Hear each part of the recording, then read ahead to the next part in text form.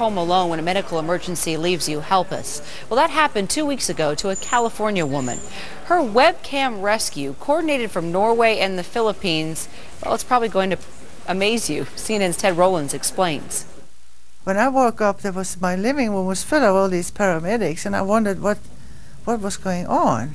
Karin Jordal says she'd be dead had it not been for this, a web camera on top of her home computer. My son put it up for me. Both her sons, Tore and Ole, live thousands of miles away overseas. They use web cameras to stay close to their mother and to save money on long-distance bills. Luckily, Karin's camera was left on the afternoon she went into insulin shock. When you go into an insulin shock, you can't even take the phone and call anybody.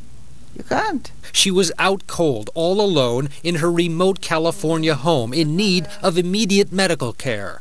More than 7,000 miles away in the Philippines, her son Tore noticed his mother lying in a strange position on her couch. It was terrifying. I knew she was sick, and I knew we had to get an ambulance, because I've seen her sick like that before, and I'm diabetic too. Unable to call 911 from the Philippines, Tore called his brother Ole in Norway, whose wife eventually got through to the San Bernadino County Sheriff's Department. Has she been ill? Has she been ill? I don't know. No, she's diabetic. Uh-huh. Her other son was in the Philippines, and they had a cam on, a live cam, and she's on the floor. Okay. What is her name? Karin. The call was a first for the operator. Hello. Hi. We have kind of a weird thing here. The lady that called was calling from Norway. Okay, they have a live cam to their mother-in-law's house at this house here. Okay. She's a diabetic, and she's on the floor. Okay. Captain Doug Nelson and his crew were sent on the call. The most unusual medical aid call I've ever been on.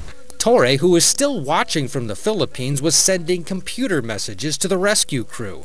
Captain Nelson heard the messages coming in and then saw the camera. At that point, I sat down or kneeled down at the computer and continued to talk with the family in the Philippines, trying to get as much information from them as I could about their mom. The text of the instant messages from the Philippines is still on Karin's computer, the desperate attempts from a son trying to contact his mother to a heartfelt thank you to paramedics. Karin spent 3 days in the hospital. Her blood sugar level was so low, doctors say if help hadn't arrived when it did, she would have most likely suffered serious brain damage.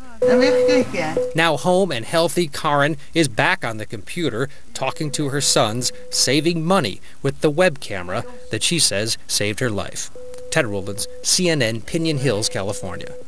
Well, the family says that Karin had already been unconscious 2 hours when her son saw her, and he happened to check in on her just in the nick of time. Well, there seems to be an extra benefit to being creative. Those people are more successful, and that's not just financially. Getting creative seems to be connected to getting busy. Psychologists at 2 British universities found that poets and artists, men and women, had between